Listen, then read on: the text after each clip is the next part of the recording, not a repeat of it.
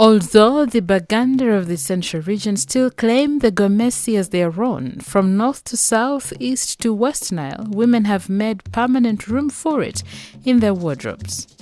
In a constantly changing and increasingly global world, many traditions are thrown by the wayside as culture evolves. What remains unchanging is the need to belong, often expressed in what we wear, when and how. In the special report today, Irene Besigiroha celebrates the Gomesi, one of Uganda's most popular pieces of clothing. Few items of apparel can today be said to be as quintessentially Ugandan as the Gomesi.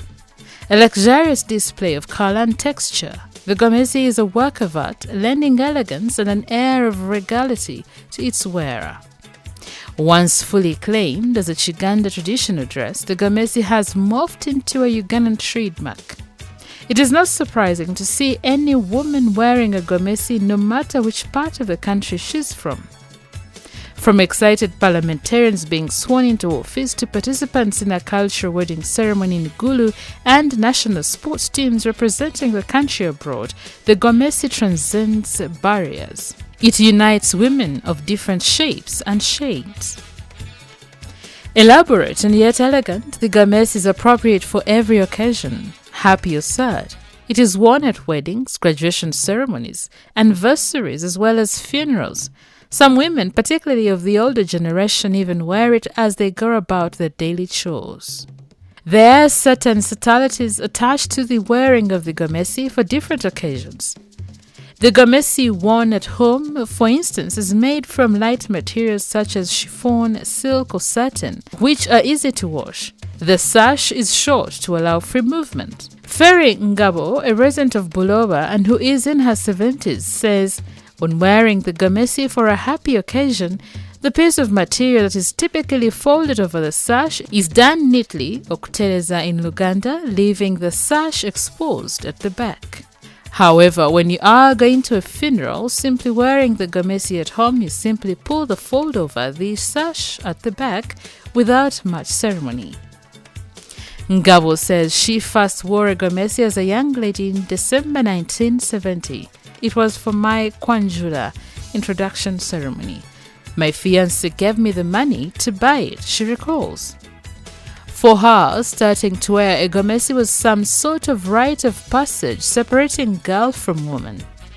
At a certain age, when you do not wear the Gomesi, you are not taken as seriously as someone who does, she says. While the staying power of the Gomesi is not debatable, the origins of the dress are not always agreed on. It is generally accepted that the Gomesi in the shape and form that it appears today has its beginnings in Gayaza High School. When the girls' school opened in 1905, it was the suka that the daughters of mainly chiefs wore to school. Pictures from the early days of Gayaza High School show students in this ankle-length piece of material that covered the body from just above the bust, leaving the shoulders bare.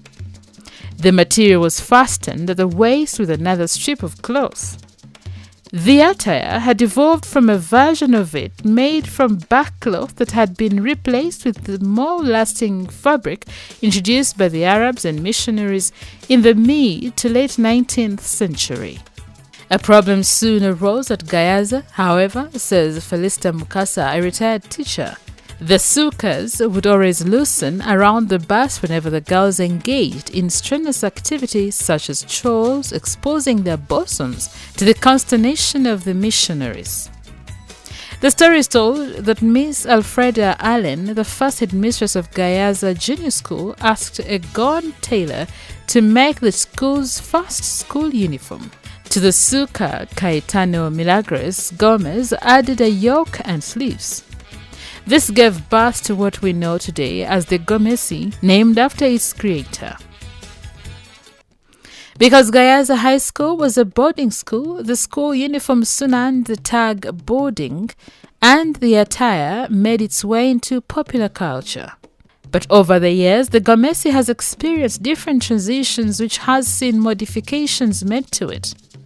Ngabo says the basic style of the Gomesi has remained constant. Perhaps what has changed significantly is the sash. We wore short sashes back then. Today, the sashes are long. The sleeves have also been modified from short and squarish to long and pointed. Gone too are the days when the Gomesi came in basic colors and fabric. Today, there's a kaleidoscope of color and many options of fabric and accessories for someone looking to stand out in their Gomesi. Designers of contemporary attire are also getting inspiration from the traditional dress. A Gomesi is incomplete without accessories and particularly an appropriate sash. Salim Sali, a designer, is of the view that women should pay attention to the sash as much as the Gomesi. The color of the sash should be the one which least appears in the entire Gomesi, he advises. For the perfect picture look, match the shoes with the sash. When it comes to jewelry, the embellishments on the material should guide the wearer on the best accessories to settle for. Some Gomesis are decorated that one does not need a necklace but only dangling earrings, Sally says. Some, however, like Tina Najuka, a dealer in fabric, feel that when it comes to the bridal Gomesi, a necklace is always necessary.